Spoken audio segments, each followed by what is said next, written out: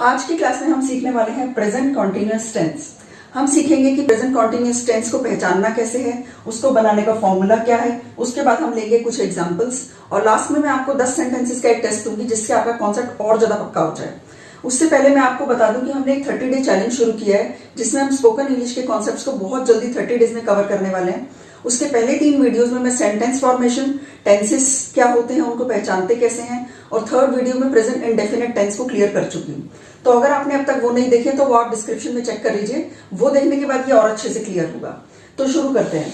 आज का टेंस है प्रेजेंट कॉन्टिन्यूअस टेंस। मैंने आपको बताया था कि जिस भी सेंटेंस में लास्ट में रहा है, रही है, रहे हैं या रही हूं ये आता है, वो होता है प्रेजेंट कॉन्टिन्यूअस टेंस।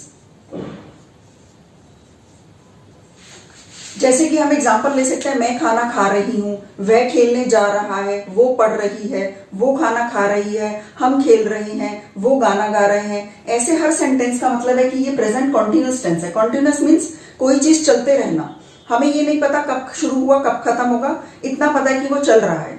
अब इसको इंग्लिश में बनाते कैसे हैं? इसका सबसे पहला जो एलिमेंट है वो है सब्जेक्ट। सबसे पहले सेंटेंस को इंग्लिश में करते वक्त हमको लिखना होगा सब्जेक्ट, उसके बाद लिखना होगा is am are. Is am are क्या होते हैं? हेल्पिंग वर्ब्स होते हैं जो एक सेंटेंस को बनने में मदद करते हैं।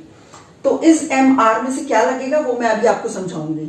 उसके बाद लगेगा V1। V1 यानी कि वर्ब की फर्स्ट फॉर्म। जैसे अगर मैं कहती हूं कि प्ले, प्लेड, प्लेड, इसमें फर्स्ट फॉर्म है प्ले। उसके बाद हम लगाएंगे ING। अगर प्रेजेंट कोई भी कॉन्टिन्यूअस टेंस है जिसमें रहा है, रही हूं जैसा वर्ड आया है तो ING तो आएगा ही आएगा। उसके बाद हम लास्ट में लिखेंगे ऑब्जेक्ट। ठीक है, अब कुछ एग्जांपल्स लेते हैं। जैसे पहला सेंटेंस है कमल स्कूल जा रहा है। इसको हम बनाएंगे, लेकिन हमें सबसे पहले समझना होगा कि ट्रांसलेट करने से पहले कि हमें सब्जेक्ट के बाद इज लगाना है, एम लगाना है या आर लगाना है। सब्जेक्ट मैंने आपको बताया था कि 3 टाइप्स के होते हैं। फर्स्ट पर्सन यानी कि मैं या हम। फर्स्ट पर्सन सिंगुलर, सिंगुलर होता है एक वचन और प्लूरल होता है बहुवचन। तो फर्स्ट पर्सन सिंगुलर मैं, फर्स्ट पर्सन प्लूरल हो गया हम। उसी तरह second person singular you, second person plural भी यू। थर्ड पर्सन सिंगुलर में होता है जैसे ही, शी, इट वगैरह, और थर्ड पर्सन प्लूरल में आ सकते हैं दे या कोई भी लोग जो बहुत ज्यादा हो। तो अब हमारा रूल क्या है कि अगर फर्स्ट पर्सन है में फर्स्ट पर्सन सिंगुलर है, फर्स्ट पर्सन सिंगुलर का मतलब क्या हुआ? मैं। तो आई के साथ आएगा एम, सेकंड पर्सन के साथ हमेशा आएगा आर, थर्ड पर्सन सिंगुलर के साथ इज, और बाकी सबके साथ आर। तो आपको याद रखने वाली चीज सिर्फ इतनी है कि आई के साथ तो वैसे भी एम आता है, आप आई के साथ एम याद कर लो और एम किसी और चीज के साथ नहीं आएगा। अब देखना है थर्ड पर्सन सिंगुलर के साथ इज। थर्ड पर्सन सिंगुलर मतलब मेरे और आपके अलावा जो बाहर के लोग हैं उनमें से जो एक है, जो एक वचन है या सिर्फ एक है, उसके साथ इज और बाकी सबके साथ आर। ठीक है, और फर्स्ट पर्सन सिंगुलर आई के साथ एम, थर्ड पर्सन सिंगुलर के साथ इज और बाकी सबके साथ आर। अब हम पहला एग्जाम्पल करते हैं, कमल स्कूल जा रहा है। अब यहां पर सबसे पहला फॉर्मूला में क्या लिखा है? सब्जेक्ट। तो हम सबसे पहले क्या लिखेंगे? काम कौन कर रहा है? कमल। तो सब्जेक्ट तो कमल है, तो हमें लिखना होगा कमल। कमल, यहां पर इज एम आर। अब हमें देखना है कमल कैसा सब्जेक्ट है। कमल थर्ड पर्सन सिंगुलर है या नहीं? अगर थर्ड पर्सन सिंगुलर है तब तो इसमें इज आएगा, नहीं तो आर आएगा। तो ये थर्ड पर्सन सिंगुलर है क्योंकि ये थर्ड पर्सन में एक वचन है। कमल इज। अब हमारा जो मेन वर्ब है वो क्या है? Main verb. ये वी जो है ये मेन वर्ब है। जाना, जाना एक काम है, जाना हमारी क्रिया है। मेन वर्ब है गो, तो गो के साथ हमको क्या लगाना है? Main verb plus ING। Is going, तो गो ING। अब ऑब्जेक्ट क्या है? कहां जा रहा है? जाने का असर किस चीज पर पड़ रहा है? स्कूल पर। तो कमल इज गोइंग टू स्कूल। दूसरा एग्जांपल लेंगे, मैं खेल रही हूं। अब सब्जेक्ट क्या है? मैं, यानी कि आई। तो हमारा रूल क्या था? थर्ड पर्सन सिंगुलर के साथ इज, फर्स्ट पर्सन सिंगुलर यानी कि मैं, आई के साथ एम और बाकी सबके साथ आर। तो यहां पर आई है तो एम आएगा, आई एम। सब्जेक्ट लिख दिया, इज एम आर में से लिख दिया। अब लिखना है मेन वर्ब, वर्ब की फर्स्ट फॉर्म। खेलना, खेलना क्या होता है? प्ले। प्ले की फर्स्ट फॉर्म आ गई प्ले। साथ में लिखना ING, आई एम प्लेइंग। यहां पर कोई ऑब्जेक्ट नहीं है कि ऐसा कुछ नहीं कि मैं क्या खेल रही हूं और मेरे खेलने का किस चीज पर असर पड़ रहा है, तो इसलिए मुझे लिखना होगा सिर्फ आई एम प्लेइंग। तो ये सेंटेंस हो गया। अगला है हम गाना गा रहे हैं। अब यहां पर जो वर्ब, जो हमारा सब्जेक्ट है वो है वी। तो ये क्या है? फर्स्ट पर्सन का प्लूरल है, फर्स्ट पर्सन प्लूरल है वी। फर्स्ट पर्सन सिंगुलर के साथ एम आना था, थर्ड पर्सन सिंगुलर के साथ इज, बाकी सबके साथ आना था आर। तो वी के साथ क्या आएगा? Are. We are, we are. अब वर्ब की फर्स्ट फॉर्म वर्ब क्या है? गाना, गाना। गाना मतलब सिंग, वी आर सिंग। फिर ING, वी आर सिंगिंग। मेरे गाने का असर किस चीज पर पड़ रहा है? उस गाने पर। तो हमारा ऑब्जेक्ट क्या है? गाना। We are singing a song.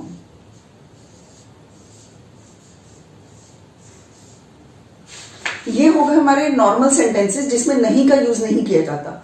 अब अगले देखते हैं कि नेगेटिव सेंटेंसेस। नेगेटिव सेंटेंसेस वो होते हैं जिसमें हम ना कह देते हैं कहीं पर।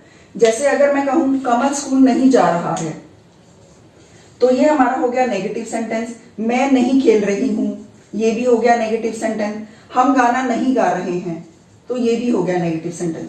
अब नेगेटिव सेंटेंस में हमें क्या करना होता है? सिर्फ इतना सा फर्क होता है कि सब्जेक्ट प्लस इज MR, उसके बाद वर्ब लगाने से पहले हमें यहां पर लगाने लेना होता है नॉट।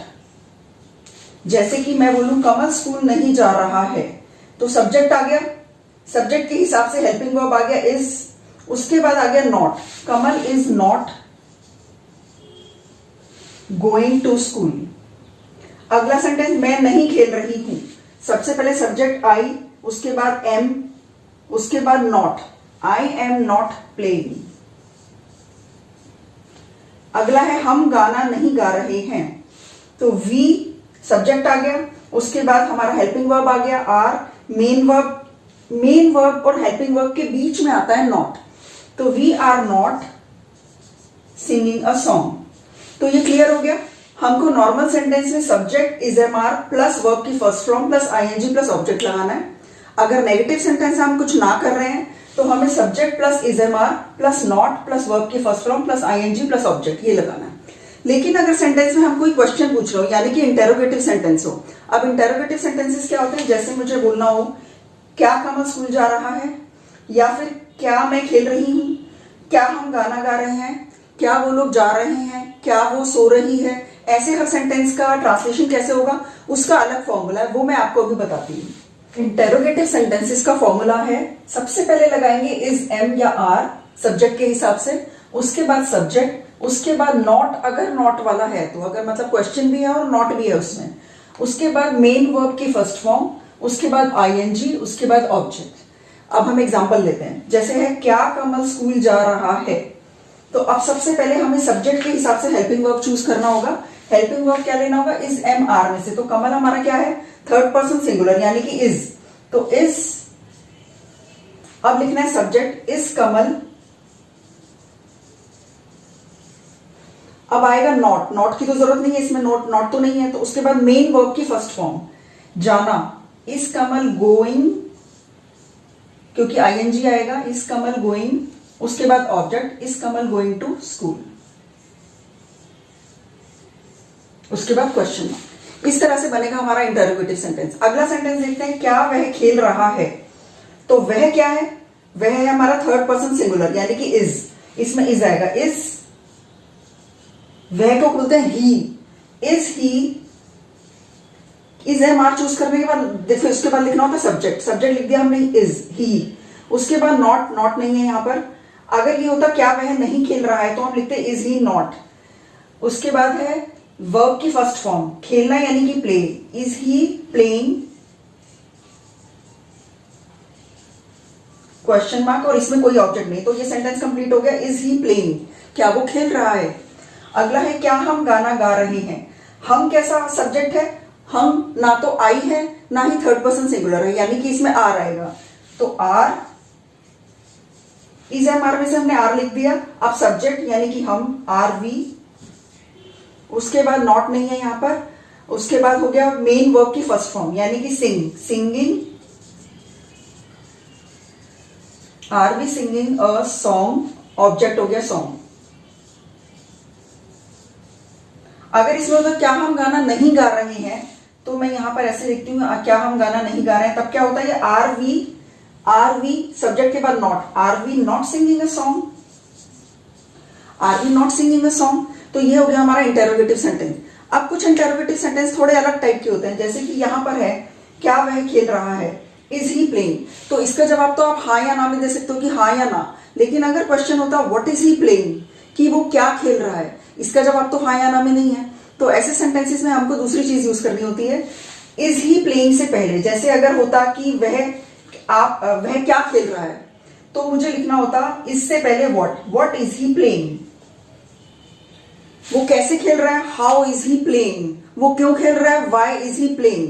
तो इज ही प्लेइंग के अलावा अगर कुछ इस तरह के क्वेश्चंस हैं, क्यों, कब, कहां, कैसे, तो उसको हम इससे पहले लगा देंगे, तो आपका बन गया इंटेरोगेटिव सेंटेंस। तो इस एमआर से पहले हमको लगाना पड़ेगा WH का कुछ भी, यानी कि हाउ, व्हाई, व्हाट, व्हेन, ये सब चीजें। तो ये इसके साथ ही अब आपका प्रेजेंट कॉन्टिन्यूअस टेंस का टॉपिक खत्म होता है। तो अब मैं आपको बिल्कुल सिंपल सा एक टेस्ट दूंगी 10 सेंटेंसेस का, और देख लेते हैं कि अभी आज के लेसन में आपको कितना समझ में आया। इन सेंटेंसेस को आपको प्रेजेंट कॉन्टिन्यूअस टेंस में ट्रांसलेट करना है। आपका पहला सेंटेंस है वह स्कूल जा रहा है, वह स्कूल जा रहा है, और इसका आंसर है he is going to school, he is going to school. अगला सेंटेंस है क्या तुम वहां नहीं जा रहे हो, क्या तुम वहां नहीं जा रहे हो, are you not going there, are you not going there. अगला सेंटेंस है बच्चा खाना नहीं खा रहा है, बच्चा खाना नहीं खा रहा है, the baby is not eating food, the baby is not eating food. वे फुटबॉल खेल रहे हैं, वे फुटबॉल खेल रहे हैं, they are playing football, they are playing football. क्या तुम तैर रहे हो, क्या तुम तैर रहे हो, are you swimming, are you swimming. अगला है क्या हम फिल्म देखने जा रहे हैं, क्या हम फिल्म देखने जा रहे हैं, are we going to watch the film, are we going to watch the film. अगला है मम्मी खाना बना रही है, मम्मी खाना बना रही है, mom is cooking food, mom is cooking food. Preeti गाना नहीं गा रही है, प्रीति गाना नहीं गा रही है, Preeti is not singing a song, Preeti is not singing a song. क्या तुम झूठ नहीं बोल रहे हो, क्या तुम झूठ नहीं बोल रहे हो, are you not telling a lie, are you not telling a lie. फूल सुंदर दिख रहे हैं, फूल सुंदर दिख रहे हैं, the flowers are looking beautiful, the flowers are looking beautiful. I hope कि आपको आज का लेसन प्रेजेंट कॉन्टिन्यूअस टेंस अच्छे से क्लियर हो गया होगा। अगली क्लास में हम सीखने वाले हैं कि प्रेजेंट परफेक्ट टेंस क्या होता है, उसको कैसे पहचानते हैं, कैसे उसका फॉर्मूला होता है, और कैसे इसके इंग्लिश में बनाते हैं विद एग्जांपल्स। तो अगली क्लास में मिलते हैं। आज के लेसन से रिलेटेड आपको कोई भी डाउट्स हो आप कमेंट सेक्शन में लिखकर मुझसे पूछ सकते हैं। तो मिलते हैं अगले वीडियो में। Goodbye, take care.